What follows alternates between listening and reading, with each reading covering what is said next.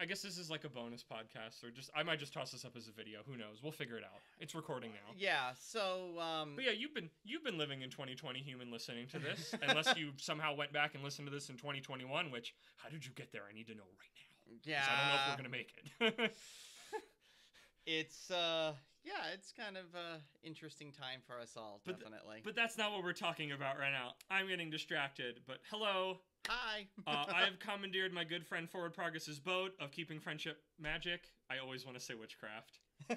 Keeping friendship witchcraft. Oh gosh. To more, I guess, somewhat fandom based, but more pop culture based. Mostly, this was born out of like any time that we've watched a movie while stuck in quarantine. Afterwards, we just talk. Yeah. For hours. We can't stop. Every time we're 30 minutes in, we go, we should have been recording this. This would have been great for a podcast bonus episode or otherwise. Yep.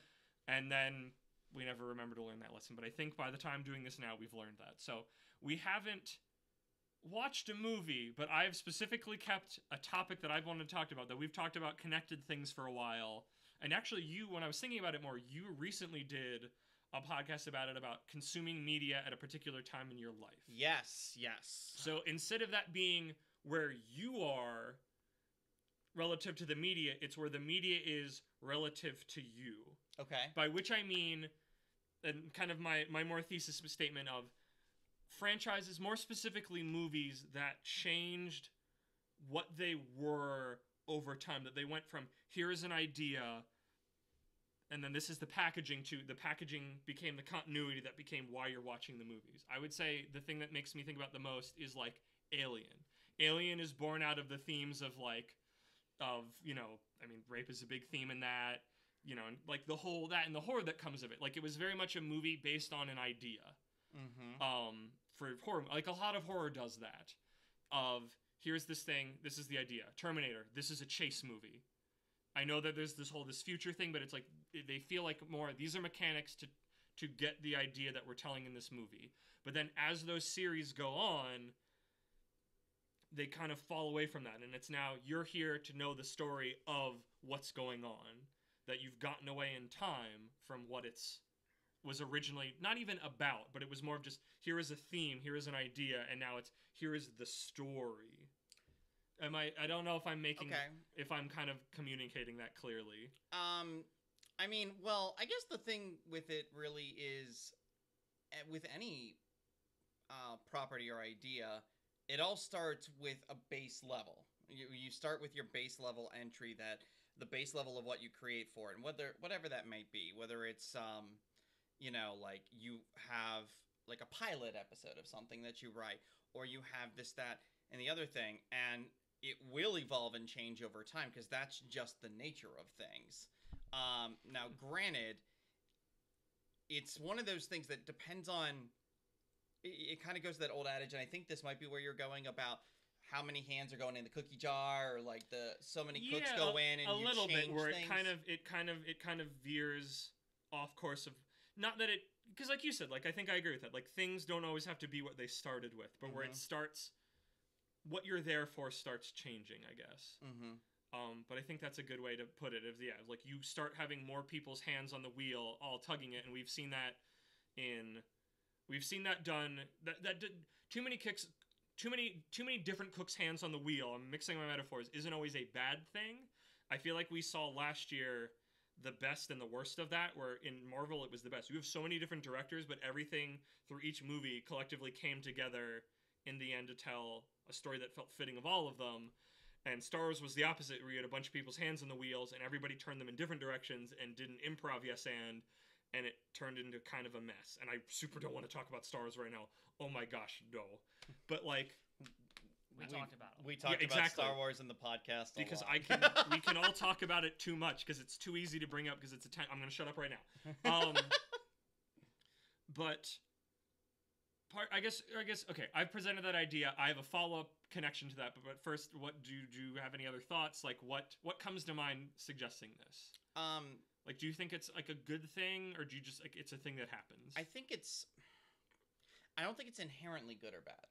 Like, it all is one of those things that's going to depend on the individual situation.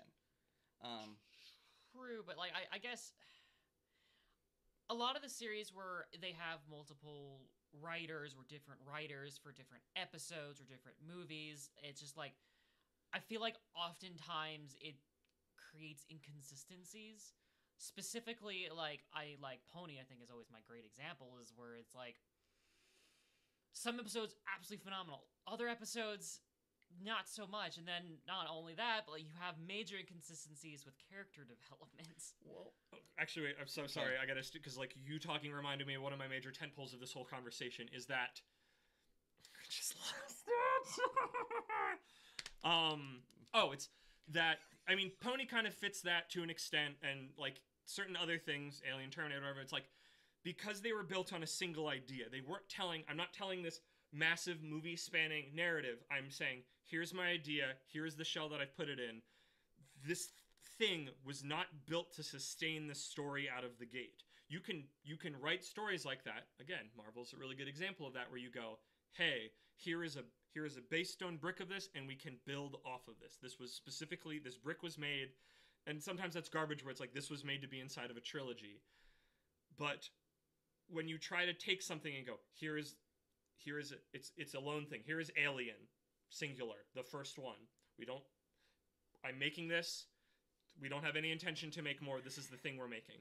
It's not made to sustain more lore and ideas. It can, but I feel like as you stack, it's like freaking stack them up or whatever. Like, those aren't made to hold a lot of weight unless you're really creative, or you're just going to keep screwing yourself and your fans over, I think. But I guess one thing is, with Alien, it's standalone, it's Alien. But then with, like, say, like with Marvel, you got Papa Disney, that kind of, like, overlooks everything to make sure it's up to their Well, no, Marvel was doing that before Disney bought them. Well, it's true, but then you also had Marvel. Because we had Kevin Feige was around since, like, Iron Man 1, which is, like, over a decade old now. Feel old. So I guess say 12 years, something like that? Is it 12? I could have... Okay, maybe, I guess... Whatever. Continue. I guess my point being is, like, say, like, in Alien, like, the new director had full creative reign to do whatever the hell they wanted, whereas with Marvel, like, you not only do you have the script with, like, the comic books, but you also have, like, that head honcho. But you're going into right what I'm talking about. Alien wasn't made to sustain more. Marvel and comic book movies were. Mm-hmm. And what that means when you try to spiral that out and give a lot of meaning to it. There's one interesting thing you bring up, obviously, is multiple directors, and I honestly would need to do some research on who directed which film, but the thing about Alien is I feel like while there's this great kind of like overall lore to Alien as a franchise, each piece feels very individual. Like, they doesn't necessarily... Only recently have they gone back with, like, Prometheus into like, Alien. That's the thing I'm talking Covenant about then, yeah. Where it's like, we're trying to make this full narrative through line, but it never existed until now. I wish I knew, like... This is the thing with you putting this on us beforehand, because now I didn't get to do research. You can't do research on it. I get to control the narrative here. Haha, spring the trap. Well, because I thought Ridley Scott got back with it again, with the new films. So then you are going back to the original director. But is the original vision really enough to write a boat that wasn't made to sail this long? I think a good example of that is SpongeBob, because I'm pretty sure Hillenburg actually went back to SpongeBob for the last couple of seasons before he died. But it's like, it's one of those things that it's been going on for so long, everyone basically dropped off. I think we're having, and maybe I'm just being pedantic about things, is that we're having two different things. There's like vision and idea of where something's going, and I'm talking about not even just that. I'm talking about literally like, this wasn't built to sustain this. Like, we've been watching She-Ra recently. She-Ra is a series that is clearly built from the beginning to be a big story that's lasting more than one season. That it was specifically the way it is structured, the way you meet characters, the way the story goes. It's like, hey, from moment one, and again, it's a show to a movie. It knows there's going to be more, and it builds its structure like that. not everything does that. And sometimes it's that they don't have the luxury to know that they're going to get more seasons, admittedly. Well, and I would say that's the same thing with movies, and maybe that is an argument as to the whole concept of sequelitis, is we get so many sequels anymore, but how many of them were planned from the beginning, and then the whole thing is like they end up shopping these things out to different writers and such, and then you're getting different hands, and of course you're going to get a different narrative, and sometimes it's going to work for the better, and sometimes it doesn't. And there's sometimes where sequels are equal to, if not greater than, the original. And the thing, since this conversation started off with Alien, like, the first Alien is a freaking classic, and I love it so much. But Aliens is also a great film. 2 different directors, 2 different visions, but they each hold up. But they hadn't, it wasn't about, I mean, maybe it was. I admittedly, when we went to watch Aliens, fell asleep. But, like, and maybe the point I can make to Aliens before we get off further is just, it's another, here's an idea film, but we're taking the line of, there was the alien from the first film, and now you can fight it. That was something that I remember saying to my friend Ty when we watched Alien. It was that, like, I will watch Aliens because I want the catharsis of watching these things murdered by the bucket load, because this was really stressful. I loved it, I enjoyed it greatly, but it was like, after that, homeboy is out. I cannot take any more. It's funny because we had, a few weeks back, we had a conversation on what I call legacy franchises, which a lot of this fits into that, about how sometimes things need to adapt and change to, over time, to fit what's happening in culture, bring in new audiences, etc., etc. We talked a lot about Doctor Who on that one, because Doctor Who is one of those things that essentially every couple of years is reboot. It's again, here we go. It's woven into the DNA of it, that it keeps going. And I think the other part of my, the flip side of my thesis then, I guess, from what you're saying actually now, is that, like, does everything need to go forever? Do all of these things need all of these things explained out? Do they need these long-running narratives? Or can we just go in, tell our story, maybe tell another one, and put the book down? I think part of the problem is,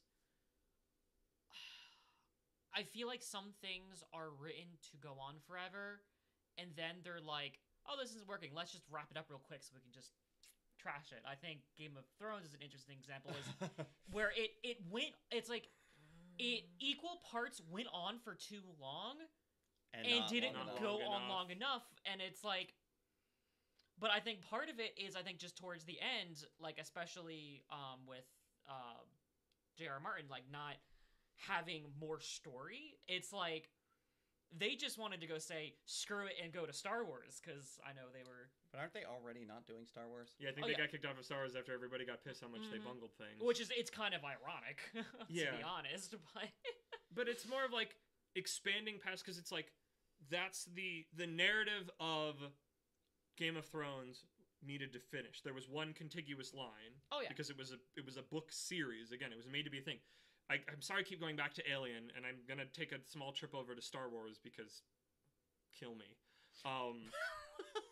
Alien is, here's the story, done. Aliens, okay, we kind of continued it, done. Star Wars is that, and maybe this is, I can totally get lit on this is personal opinion. Star Wars feels like a world, once you've seen the first couple movies, that this is a universe that other stories are told into. That they can exist outside of the main line, that they don't need to even touch each other, even though they sometimes do, where you can just have a completely different thing that's in that space because it's cool. I would say the similar thing of Star Trek. It's just, here is a universe you can inhabit, you can tell a story somewhere else. It doesn't need to inform what the original story was, where instead of having this, like, you have a space, you have the bucket, and then you have a through line, where it's just, here is a bucket, here is open space, and you can just occupy it, and here is the universe. I feel like 2 things contribute in that, with, like, say, with Star Wars, Star Trek, or any of those, they're made in space, so I feel like just by their nature, they just have infinite amount of story because you have an infinite amount of space. But then... Where's the Mandalorian taking place doing this other stuff? I don't know, somewhere in space. Fine by me. Check. But then, now we're getting Ahsoka and Boba, apparently. But then, like, you have, like, I feel like something like, say, like, Avatar is an interesting world where there's so much culture, there's so much lore that in itself can have infinite amount of spin-offs to any anywhere, really. Exactly. It's a universe. It was built, you're like, I want to spend more time here. When you saw Alien, did you go, I want to spend more time with the Weyland-Yutani Corporation? No! I don't know. Well, see, that's Did the you? thing, though. No, when you saw Alien 1, did you go, yeah, I want to spend more time in this universe? Dude, I saw the first Alien when I was like 10. I actually have, my second part of this actually is important to this, so. Okay. Was it when it came? I don't genuinely know when Alien, like, did you see it, like, I wasn't when it came born yet. Okay. I'm not that old yet. I don't remember how old Alien is. This wasn't a dig at you, but, like, you're like, No. when you say it, like, I saw it when it's 10, that usually, like, I saw it when it came out. I believe it was 79. Okay. It was either 78 or 79 because recently I believe they had the 40th anniversary screening. So, no, I was a kid when I first saw Alien. I was at what I'll call a friend's house. Those who saw any of my Ponies and You segment, where I talked about my friends from childhood will know. Wasn't really a friend, was somebody I thought was a friend, but I saw Alien with him and a whole bunch of other people. And on Laserdisc back in the day. Oh, now I'm sick. dating myself. Laserdisc. On Laserdisc, yes. High-tech stuff right there. Yeah. Only place you could see the original Star Wars trilogy. I'm sorry to come back to it. It was the only place you could see it for a long time, untampered by George. Mm-hmm. I did not know that. I had a VHS untampered I've never seen for a them. long time. Just information that lives in my head. But anyway, so it's different because I was kind of like a scaredy cat kid too, so it was like I didn't think I'd be able to get through it, and I actually really enjoyed the movie. And the other part I think too that like is going back and rewatching it, I get that intrigue of like, what the hell was the corporation really trying to do? How did they first learn about it? Like there is that intrigue behind it. There doesn't have to be, but there kind of is a little bit of that inherent within me. And part of that can be at what time in life I approach it, which kind of brings back to other topics we've talked about with social location of like where you're at in life and the other factors around there. You know, not only like this is how old I am, this is what's going on in the world today. Am I looking at media differently because of that? So I could watch the same thing and get a new perspective on it. No, so true. It's tough to say because it's like there's really I don't think any right or wrong answer with this. Yeah, I think this was more of like I have a thesis like I have my point and my position, my thesis statement, but at the end of the day, yeah, this is just sort of this conversation is an open exploration, pretty much. Mm-hmm. And I think that's a good point. And there's so many different ways that media comes together, which is a very important thing to kind of remember with this. And it's something I've been talking about a lot lately because you brought up Pony, Rose. And the thing about that of having so many different writers write a specific episode, and every once in a while you'd get somebody who had never written a Pony episode before, and it just felt like it either didn't fit or there was several episodes later in the series that would be in like season 6, season 7, season 8 even, that I'd be like, if this existed in season 1 or season 2, it would be a great episode. But by nature, the fact that it's this late in the series, you're writing for another show, but it's this show, but you haven't been here, so you're not kind of where exactly everyone else is at this point. You're kind of getting caught up. Although I do find it funny how sometimes some of the new writers like have like the best episode of the season. Sometimes people just get something because they go, okay, I know what's going on here. This isn't just another, This isn't just another show I'm on. This is something different. Well, and it's interesting the concept of different perspectives on the same thing. And I'm going to stick with Pony for this analogy or for this example too, because Rose, you and I got to experience this at a convention a couple years ago. There was a treatment for an episode called Rarity Investigates. What became Rarity Investigates? There was a different treatment for that episode written by M.A. Larson. Same story, completely different episode with completely different references and everything. And at the end of the day, though, either would have been good. Like, M.A. Larson's original script would have been wonderful. But the one that aired, I still freaking love Noir Rarity to this day. Did it have, like, an actual trial or something? Yes, and they had a Legally Blonde reference in it, everyone. Yep.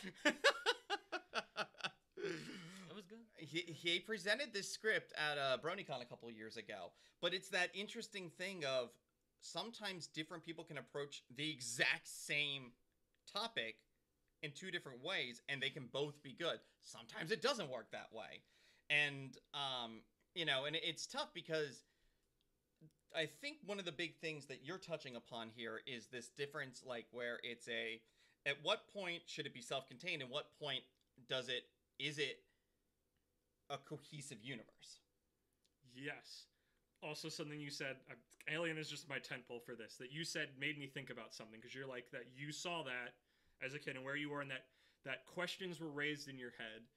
And I guess then treating it as its own thing of just, can a movie, because a movie can create, any piece of media can create questions in your head that don't necessarily have answers. Mm-hmm. And does it need to answer them? Because I would say no. But Does people want to. Well, that's a great point you bring up, because we've had some interesting discussions about canon versus non-canon, and I feel like this is right along with it. This entire conversation plays like right on that line, and I'm trying to keep it on the not side of that line, because I know that's an entire podcast within itself. So with that in mind, but it's just kind of the analogy.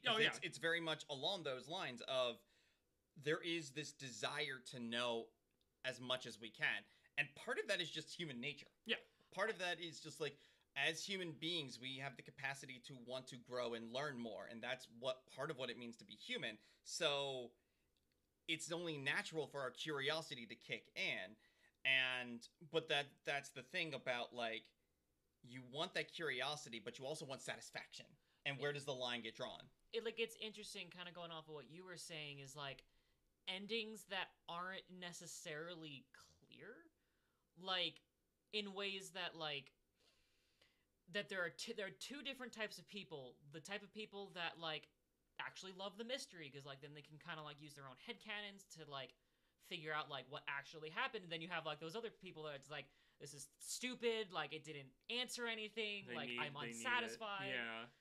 And I feel like sometimes like these like spin-offs or sequels or whatever kind of fulfill those people, but and it takes some of the romanticism out of the mystery. It's like, well, I guess there's that thing. I don't know why. I guess Alien was the one that initially came into my head about this, and I have a whole other part of this conversation that I'm gonna like. Do we need to watch Alien now? Well, no, I don't want to watch Alien now. I just started doing this and I lost my train of thought. Gosh darn it! There is a movie though, like Toy Story 4 didn't need to be made, but it's great. It's good. It's good. It's good. It's great. It's not amazing. It's not 3, 2, or 1. But it's like this shouldn't exist by virtue of how good of an ending 3 was. But it's like, gosh, I'm not going to go, I'm sad this got made, because it's like kind of really good in a way that I wasn't expecting. Like it's definitely got its like bumps to it, but it's like, wow, you use these characters that have been around since when I was born and made a really, I never know if it's nihilistic is the word I want, but like just a very like accepting of life and death and all this stuff, and it's like, heavy. I am trash, and I'm like, yep, I know that one. Speaking of Toy Story, so this really plays into something that happened a few years ago. So a friend of mine a few years ago showed me this video from a guy on YouTube, and I don't know who it is, and I don't remember who it is or whatever. But essentially, this guy made this whole video about why Toy Story 3 is a garbage movie, and all these points, and we're trying to be like, this is a rehash of 2 in this instance, and this, that, and the other thing, and I'm like, at what point have we sunk in that low where we like need to just intentionally go and like dig to find reasons to trash things? But at the same token, it's one of those things too where this is a conversation I had with Rose earlier today, is about things with like, you get your mindset on something, and then when something doesn't fit your mindset of where it's going to go, you get this cognitive dissonance that kicks in your head, and you just instantly reject it. And it may not even be that bad, but because it's not where it doesn't fit your mindscape of what it's supposed to be, you just kick it out. Like you guys in Beastars. I came back around on that, and then I'm happy I got back on because I got what I wanted then. Every time I think and I say a statement, I forget the thing that I actually want to talk about. And I'm so sorry I keep doing this. Jared, what were you just talking about? Well, we just talked about Toy Story. Yes. Oh, the thing. I think also part of that is, and we've had this conversation, I'm positive we specifically had this conversation on other podcasts where I did my theory that I'm not going to really get into now because it was there, of when you watch something and you don't like it that everybody else loves, you feel crazy. And you kind of double down on that. And then, especially I think for that video, is that you try to find every little piece of evidence to go, well, this is a problem, and this is a problem, and this is a problem, and this is a problem. And that comes from you not liking it, but that also comes from your brain trying to go, I'm not crazy, here are the things that I'm seeing that I don't like. Do those always actually correspond to anything meaningful? In my experience, not usually. It's why CinemaSins is really insincere and dumb. A lot of it is that in-group, out-group stuff. You want to feel like you're part of the in-group, so you dig up all this stuff so you can formulate an in-group around you, even if it's in rebellion to the, what's the out-group at that point. I think I did this with, there was an episode of Pony about Applejack being overprotective. Still hate that episode, but it's one of those things where I'm like, I kind of did that exact same thing where I try to go find all the things that of why this makes no sense, but then you just dig yourself deeper. It doesn't help because then you're that asshole doing that. Exactly. And then I eventually... No one likes those people unless you find someone else who shares your view of not liking it, in which case you're just making the hate zone. And trust me, I have been a part of those before. I have spite watched things. I've been a butt, but I usually at least try to have a sense of awareness to know this is me being a spiteful butt. I think it's all just experience, really. Yeah. And age and all that jazz. I think that's the thing. Well, and emotional state and who you are and where you are when you watch it. I may have talked about this in other presentations, but it's the thing of realizing as I get older, I hate less and less things. Yep. Agreed. That, when I was a kid, especially, put me in middle school, high school, I was so, anything overly pop or boy bands and things like that, I was so anti. And now I'm I may not dig their music or things, but at the same token, it's why was I so I've had so much venom about it? And I think part of it is, again, I had this view of what I wanted the world to be, and that didn't fit into it because that was people fitting in and conforming to the great easy standard that doesn't fit my worldview of of a world that needs to change and grow. We talk about this. There's a whole episode in that. Yeah. One thing that I've kind of just noticed as I've gotten older is it's the animosity towards especially media, I don't really have it anymore. Instead, I have more of a I can be better using my time doing something else. Yep. There isn't animosity. It's just this isn't really for me, so I'm just gonna, watch or do something that I do enjoy. Well, and I think that's the thing. I've challenged myself to be, this is another one.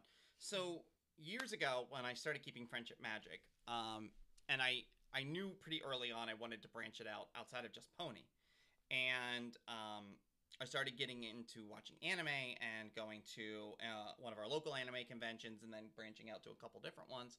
And I asked some friends, because I was really new to anime, and I asked a couple of friends who I knew had experienced a lot more anime, I was what are issues in the fandom? What should I be talking about? To look in and research and stuff.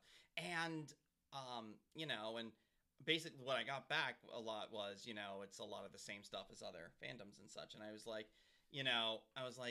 really want to, I was just talking about my message then within it and what I want to get. And I'm a big thing that I was researching at the time is why are some fandoms hate other fandoms.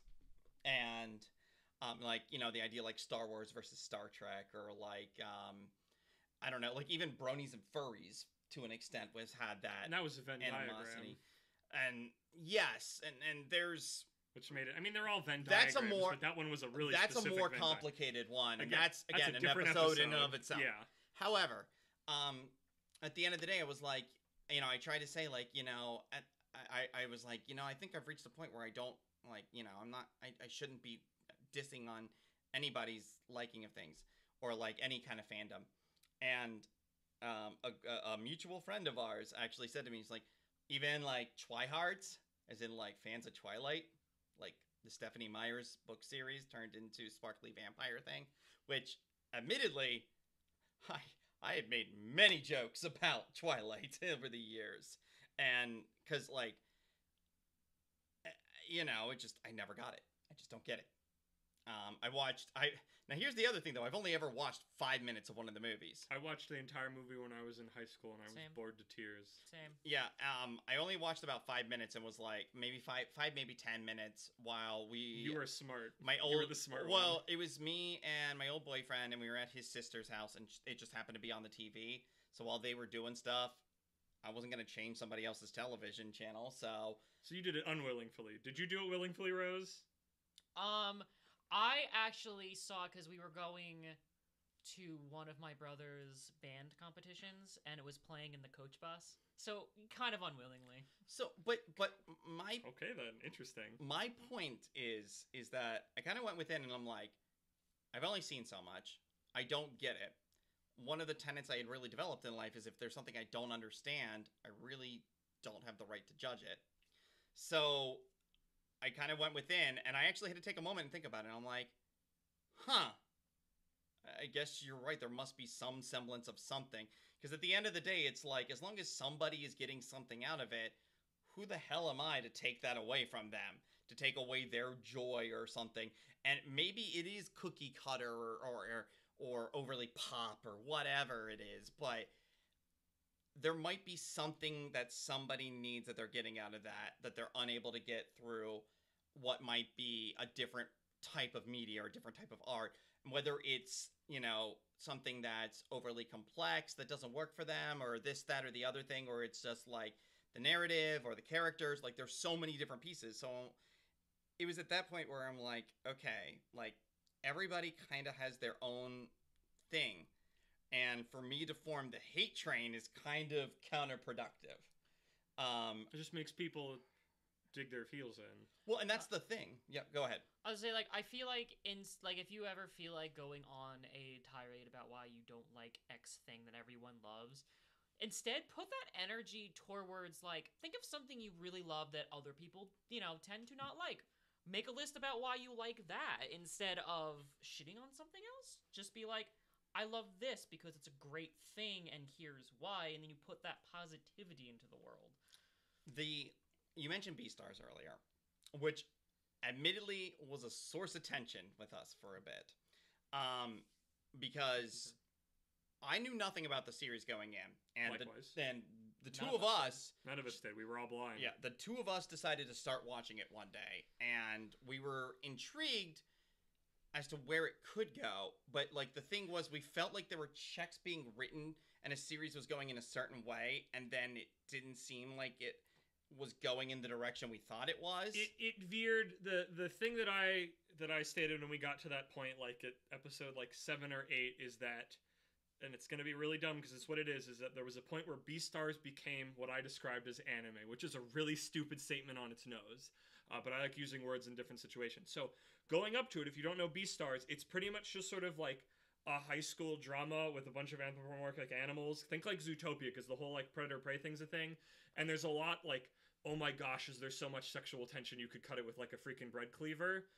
And it's going along and you're learning characters tragic past. And then there's a moment where it's the anime shows up and it's he had a tragic past because he grew up in this mafia thing where he was going to be sold for meat. And it's whoa, we've just been having a high school play and there's been a lot of really teenage, young adult, social problems. And you just brought me onto there's a mafia underground selling children into slavery to become meat for predators.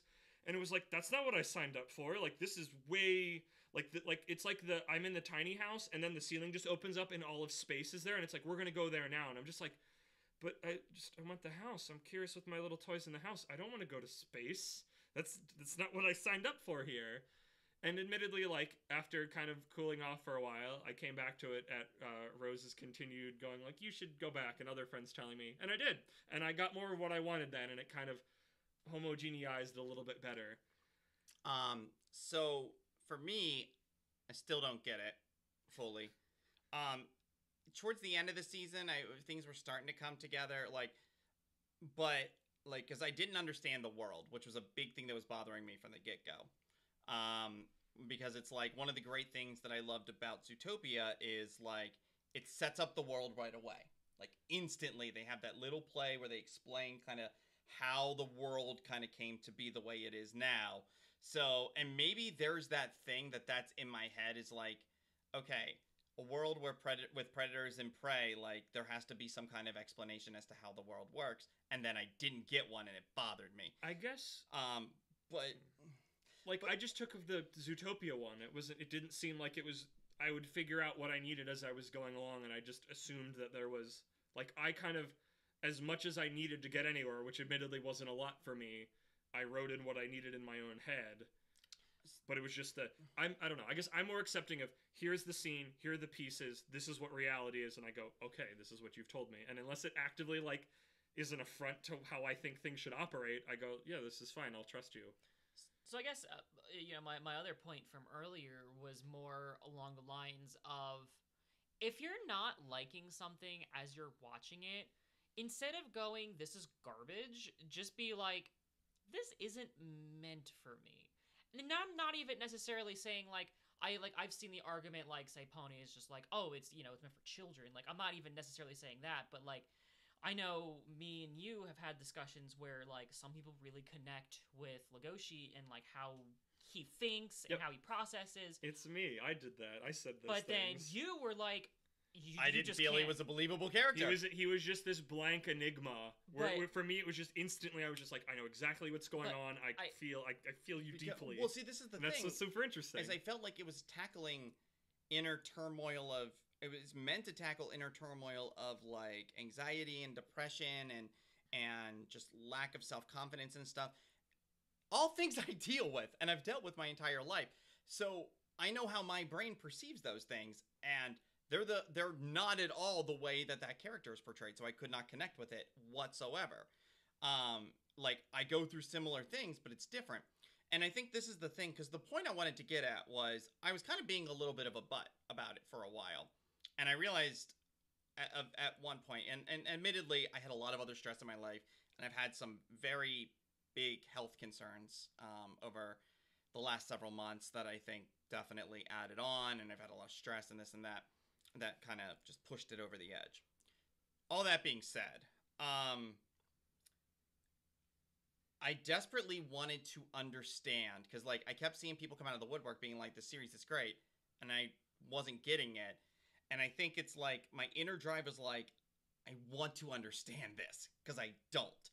And I wasn't getting it, so I was getting heated about that when, after a while, when I was able to finally calm down about it and take a step back, I'm like, I'm seeing that other people have been able to connect with the characters that I wasn't able to connect with. And this and that, and it's like, okay, I'm not going to be able to take from it what other people are. But I'm okay with that now.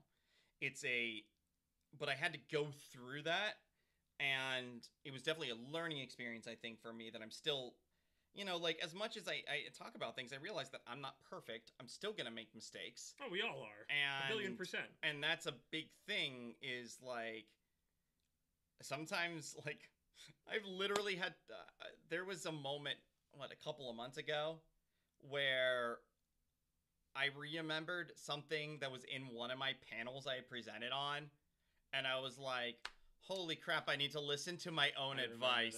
I don't remember specifically which one it was, but I remember I had an epiphany. I'm like, I've presented on this. Why am I doing this myself? I'm not taking my own medicine. Yeah. To go quote one of your panel titles, we're not flawless. Yes. Yeah. Roll credits. No. No. But essentially, I get what there is, because again, I think a lot of it is that natural human predisposition to curiosity, to wanting to know things, to wanting to fit in is a big one. To wanting to feel socially connected is a big thing. That all impacts these things. So I think it, like, when we don't like something, it pushes that other people like it, pushes it up and amplifies it that much more. And this is the challenge we all face, is when we get to that point and we consume that media and we don't like it, I think the challenge for all of us is to be able to have conversations, to be like, you know, to ask why other people like it, and be able to kind of accept it, and accept where they get this thing out of it and I don't get that thing out of it, and being able to have that peace of mind that I understand wanting to have the conversation, the curiosity. That's only natural. But we kind of have to fight our own brains at times to calm it down, to be like, just because I don't like it doesn't mean I'm necessarily in this big out group now. Like, there's nothing wrong with you. I'm not into Harry Potter. So many people are into Harry Potter. But I'm okay with that. I think accepted that a long time ago. And no, okay, yes. No, we're not bringing that up. I'm about to spin the wheel, so we can't tangent again. But that's a great example of something I just never got into. And people would ask me why all the time and all this stuff. And it's like, it's just not my thing. Like, I've seen clips of a bunch of the movies. I actually saw the third movie in theaters because my whole extended family was going to it, and I kind of got drug along. It's funny because I think that's my favorite. Been there. You know, it's funny because I remember at the time a lot of people were saying it was the weakest of them too. But that's the thing. That's the other great thing. And that's the thing where, like I've said it sometimes, like, critics and criticism in general at its core is kind of bullshit, because there's no standard. There's no necessary rule of thumb. We all try to say that there is. You can't empirically review a piece of media. It's impossible. You can try. I think there's some merit to it, which again is another episode. Not right now. But I think right now, Last of Us 2, I think, is a great example of that, because it's just like right now, like, that's a whole freaking chaos like, badlands. Oh, it's just like Metacritic is completely useless because you have two completely opposite sides. I think we can do an entire episode on critics and criticism, because I definitely have a lot, I think, in saying that. But unless you have a final thing, we do have a little time left, but I'm spinning the wheel. Go ahead. To the other topic I wanted to get to here. Yes. So at the beginning we talked about how series kind of change what they are, and sort of as a companion piece to both that and Jerry's thing about where you were when media came out is how franchises, when you are at the bleeding edge compared to where they are years later and going back then. I'm explaining this really poorly. I'm going to say it like this. Pretend in your mind, because I can't, because I wasn't alive and watching horror movies, you have Nightmare on Elm Street and it just comes out. Or even better, I'll do Friday the 13th. It happens. Boom. Whatever. There's no hockey mask. There's none of that. You know, same with the second one, I'm pretty sure. It's something kind of related but different. Now when you think about Friday the 13th, you think about Jason, you think about the machete, you think about the hockey mask and all that. Machete doesn't even come until, like, I think what? Ty's gonna freaking kill me for screwing this up. I'm pretty sure the hockey mask is at 3, and, like, the machete doesn't come until 4 or 5. And I don't even think it finds its groove until 5 of, like, oh, this is what Friday the 13th is. But when you look back, it was like, there's just the first one. There's a certain thing of, like, not knowing. Like, if you're watching them now, you go, well, I know where it's going. I know there's more. I know he's not dead. And I think about this every now and then because, like, I got into horror a lot later in life. And then finally getting to be there to see in the theater the new Halloween movie from, I think, 2 years ago after watching the original one. And it's like, I'm now in that no man's land that I didn't have watching all these other ones where I go, I know there's another one. I know he comes back. I know this. I know this is what it's like. And in here, it's just like, I had the genuine thing, which I always thought was like, I'd look back on people at the time going, of course he comes back, you stupid. Are you an idiot? Where I got to be that idiot, where we got to the end, I said, Michael's dead. He's definitely dead. And of course he's not. They do the fake out in the movie, and it's like, oh my gosh. But, like, I feel like there's a certain thing to viewing media when you're going back to something that's a long thing and you have an idea in your head of what it is compared to what it was at the time. Or, like, the other one I chew on a lot of, like, you get Nightmare on Elm Street 1, and you're like, okay, cool, dreams, whatever. And then you get 2, and you go, what's going on? Because 2 is like, have either of you seen Nightmare on Elm Street 2? I've never really seen anything. No. Oh, you especially need to see it. I'm sure. So, because, like, 1 is just here is a flashy slasher movie where you're killed in your dreams, don't fall asleep. 2 is this weird metaphor allegory for being gay, and it's the strangest left turn, but it is also admittedly, like, as much as I love, my favorite ones are the later movies where they turn into weird cartoons. The second one is what I would call the actual best, like, film. That's the way I'd always try to describe it to my friend Ty, who was watching this. It is the best film. It's just the one that I would suggest film people watch. Not people like, yeah, I want to watch a slasher movie. Like, that's the one that it's like, it's trying to say more and you're not just having fun. As much as I love having fun. But then you get, like, 3, and it, like, gets back on track to 1, and then it kind of keeps that and it spirals out to that. But it's the idea of just, like, you have the first one. We have no idea what the series is becoming. You know, it could keep this, it could turn to something else. And then 2 happens, and it's just... It's like freaking old Nintendo games. Here's Zelda 1, and then here's Zelda 2. Oh, gosh. And it's like, what's Zelda 3 gonna be? And you just don't know. But now you just go look back and you go, oh, Zelda 2 is this weird outlier we never came back to. But when you're in the moment, when you're in that time, you don't know that. Heck, look at it in much smaller form. Look at Mad Max. Mad Max is so all over the place. Here's 1. It's kind of just at the edge of the apocalypse. I've never seen it, but it's more of just like cop fighting biker gang. Then you get 2 where Mad Max becomes Mad Max. And then you get 3, which is like this like 80s bonzo like children's movie that I can't stand. Not that I hate it, but like I tried watching it one time because I was hungry for more Mad Max, and it's like, this isn't what I want. Wait, which one was 3? 3 is the one with, I was about to say Charlize Theron, but it's not. It's the one with 80s pop star human being lady name. I don't remember. It's the Thunderdome. Thunderdome. Okay, It's that's Thunderdome. what I was looking for. Yeah, sorry, my apologies. No, I remember. We watched that together, I think. We never watched 3 together. Really? I thought we did it in a movie night. Nope. Maybe that was 2. It was probably 2. Okay, anyway. And then like 4 returns to 2, but different. And it's like, when you're in the middle of those at the time, you don't know that. But now, like, it's like, oh, Mad Max, it's this. I know it. Through pop culture osmosis, I know what it is. That's not what 1 really is. It's kind of not really what 3 is.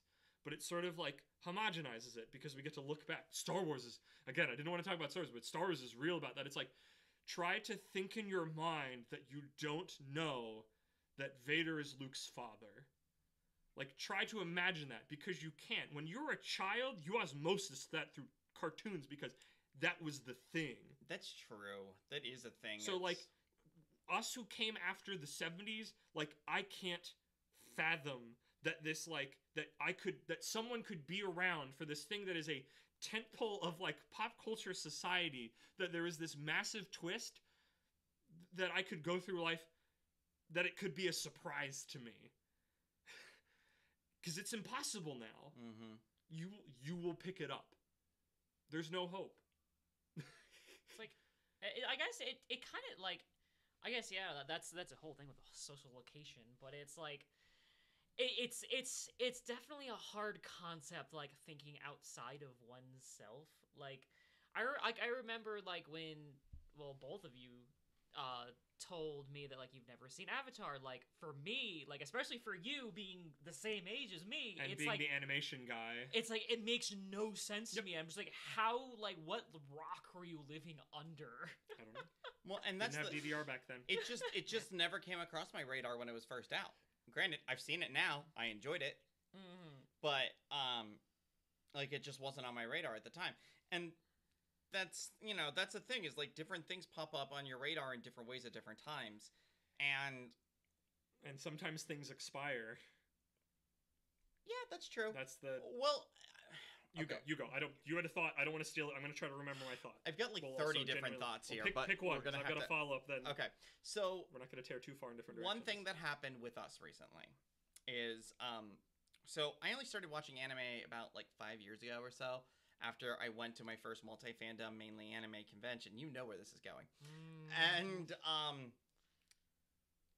at my very first anime convention / multi-fandom convention, I went to a yaoi panel. And you tell me the story. And like, at the time, like, I knew nothing. And so I was all like, I was totally expecting it to be a room full of gay boys like me, you know. And then I walked in, it was a room full of women. Looking for your people. Found the as opposite as could be. And I'm not going to get into things because we do not have time for me to get into my whole everything on yaoi over time. But I was really intrigued, and I started wanting to like just kind of, I don't want to say binge, but like consume this media and find out what was going on.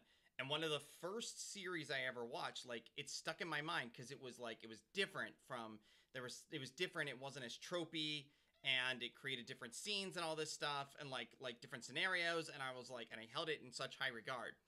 So flash forward to what, about a month ago, maybe 2 months ago, and we've been doing a thing where between Rose and I, we kind of alternate lately. Like I'll have something, I'm like, okay, we should watch this, and I'll choose a series or a movie or something, and then when that's done, she'll choose one. And I chose this one, and I was like, I remember this being something that really stuck out to me, and it's one of the couple of yaoi series that I actually really like. So we went to watch it, and I watched it again 5 years later with all this experience, all these other anime series I've seen since then, and all this stuff. And I'm like, I basically apologized for it because it did not hold up the way I remembered it. It's kind of where like it ends really awesome. Oh yeah, no, the official end is neat. And then you get the OVA. The OVA is the craziest thing ever. I love it. Like, only so consume much. it while you're intoxicated. But it's a must. But it was like, it's weird because I kind of misremembered it, and I think a lot of that had to do with where I was at the time, consuming this thing, and looking at it, and it not being the exact same as the tropes, and me not having the experience of what anime was at the time, that I think I was able to write off a lot of stuff that was like kind of it's just be like, oh, that's just anime. Well, you didn't know at the time that you Yeah. didn't have, because it's the first. Because if you watch the tropiest thing ever and it's the first time you've seen any of them, they're new to you in that moment. Where to everybody else it goes, oh, this and this, I've seen this a billion times and this a billion times. But if it's your first time, it's your first time. So it's like there's still like, because I remembered the beginning of it being like, okay, it takes a while to get set up, but trust me, it's worth the payoff. But then we get in the series, and it's like the last 3 episodes are like the only good episodes of the series, and that's not how I remembered it. And it's interesting kind of how that happens, where depending on the way you consume it, it can also, like, your memories of it, like, it's not that your memories are necessarily wrong, but like it kind of diffuses in, like you were saying, about like thinking about, like, when I think about the whole product, I'm thinking about the high I was on at the end when the series turned, and it got the mystery, and it got the intrigue, and the mind control, and government interference, and like all that stuff. You have to remember where you were and what your world was at that time. Just going on a slight side tangent, I just can't believe that you somehow missed the like how the world obvious, without women.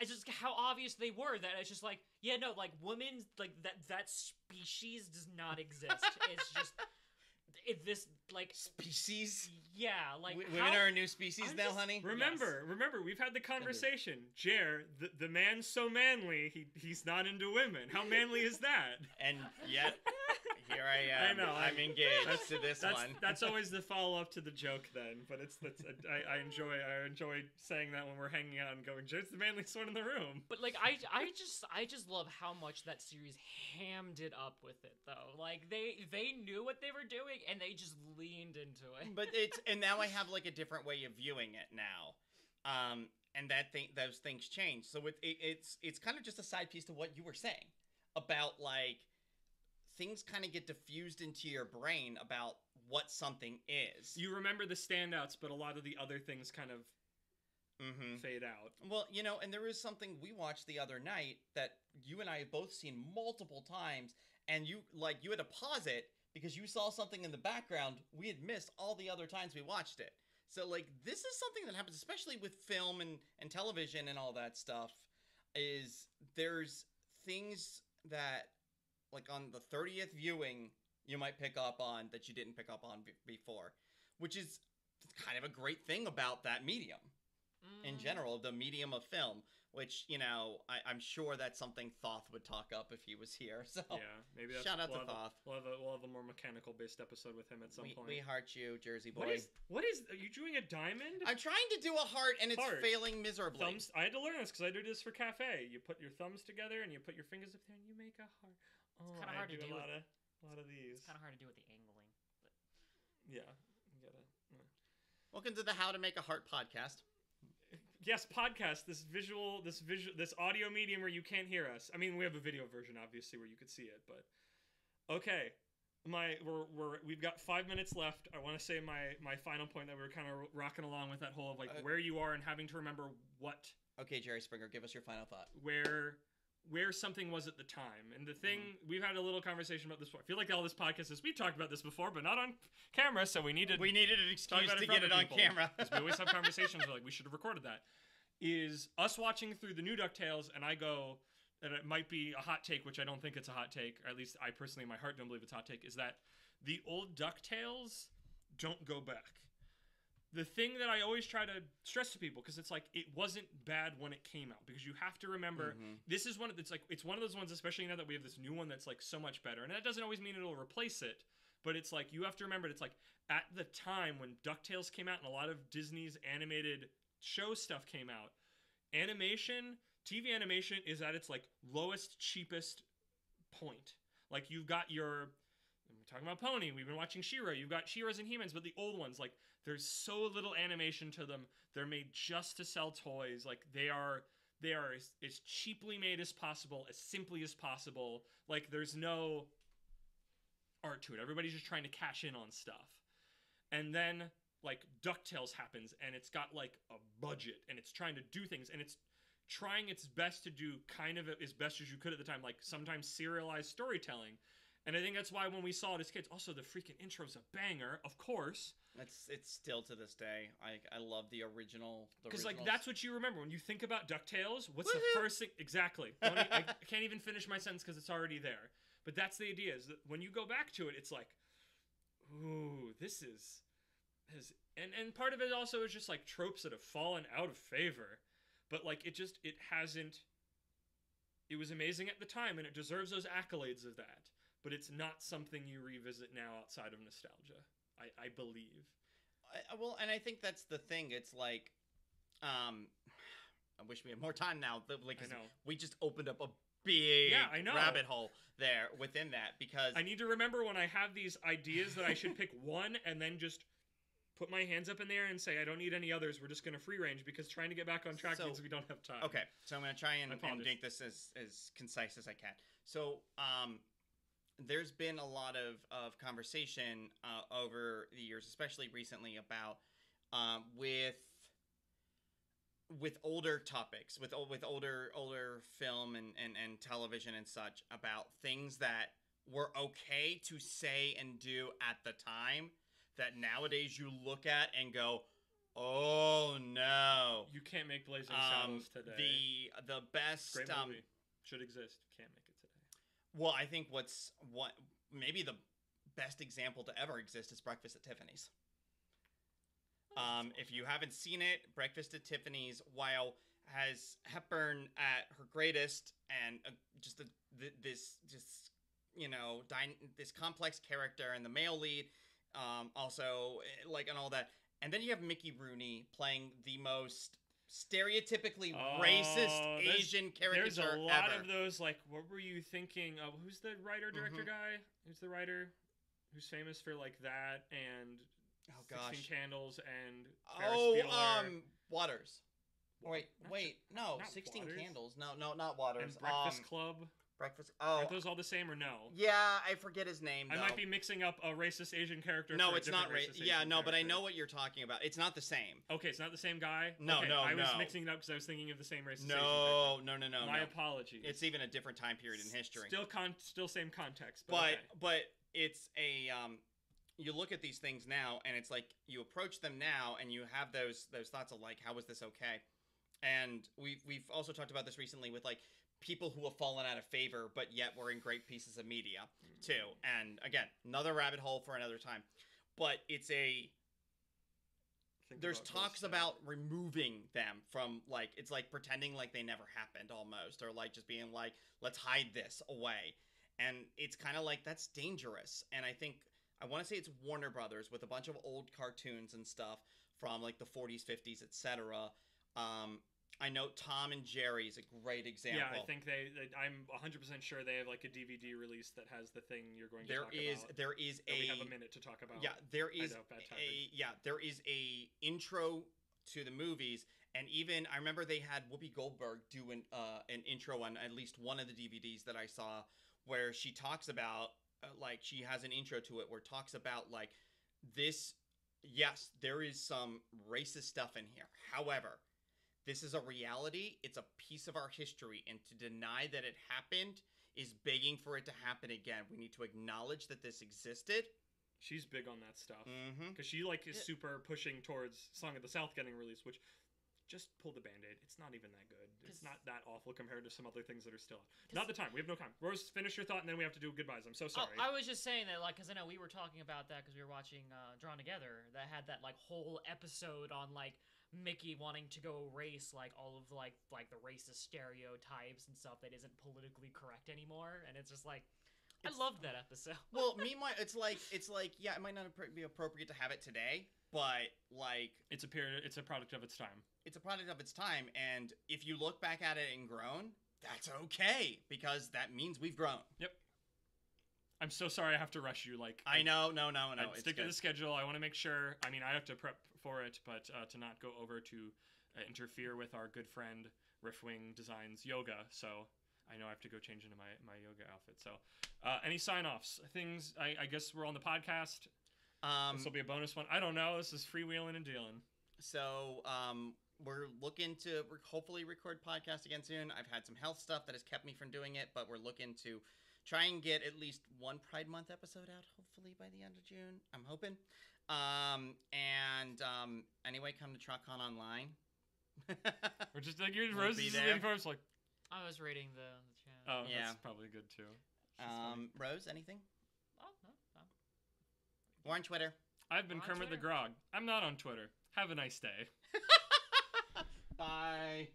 Bye.